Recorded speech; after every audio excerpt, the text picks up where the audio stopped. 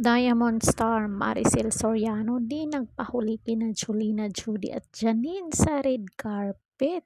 Pinagkakaguluhan itong si Maria, may asim pa. Paki-like and share sa videong ito for more update. Kindly hit the notification bell para updated kayo lagi dito sa aking YouTube channel. So ayun nga, ang bongga pa rin ng Diamond Star na si Maricel Soriano. Sa red carpet special screening ng Lavender Fields, ang bagong teleserye ng ABS-CBN Studios, Dreamscape Entertainment ay talaga namang dinumog, pinagkakaguluhan ang premyadong aktres. Siyempre, sino ba naman ang hindi dudumugin? Diamond Star yan. Ginanap ang event nitong Sabado sa Gateway Cineplex 18 at talagang puno ng mga fans ang venue. Sabi nga ng mga nakachikahan na fans daw ng Diamond Star ay nasa Gateway 2 na ng 9 AM pa lamang para mag-abang kay Maricel.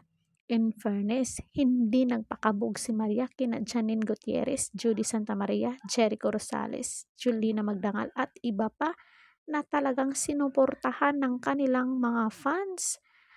Nang tanungin nga si Maria ng tungkol sa palaging pagsuporta ng kanyang fans sa kanyang mga proyekto, sinabi ng Diamond Star na sobrang appreciated niya yun dahil palagi ngang nagpupunta ang mga ito sa kanyang mga event. In fairness, kahit ang mga entertainment press vloggers ay si Maria pa rin ang dinumog, pinagkakaguluhan.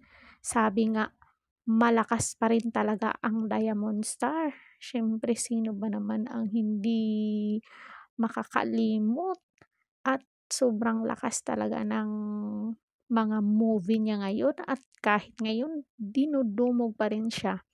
Puring-puri ng mga taga Lavender Field si Maria dahil ang galing-galing nga raw at walang kupas ang premyadong aktres. O, 'di ba?